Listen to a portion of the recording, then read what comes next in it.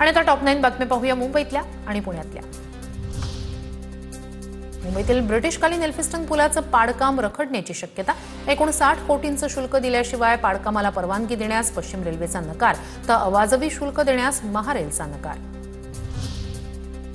मुंबईकरांसाठी महसूल विभागाची दिवाळी भेट। कोणत्याही मुद्रांक कार्यालयात दस्त नोंदणी करता येणार। मुंबईतील क्षेत्रीय मर्यादेची अट रद्द। महसूल मंत्री चंद्रशेखर बावनकुळे यांचा महत्त्वाचा निर्णय। मुंबई भुयारी मेट्रोचं तिकीट व्हॉट्सअॅपवर मिळणार। व्हॉट्सअॅपवरून एकाच वेळी 6 QR तिकीटं खरेदी करता येणार। मेट्रो स्थानकांमध्ये मोफत वायफायची सुविधाही उपलब्ध। पुण्यात यंदा पीक कर्ज वाटपात 900 कोटींची घट। यावर्षी 5000 कोटी पीक कर्ज वाटपाचं उद्दिष्ट, मात्र खरीप हंगामात त्यापैकी 4289 कोटींच्या कर्जाचं वाटप। परदेशात जायचं असल्यास आधी माफीचा साक्षीदार व्हा।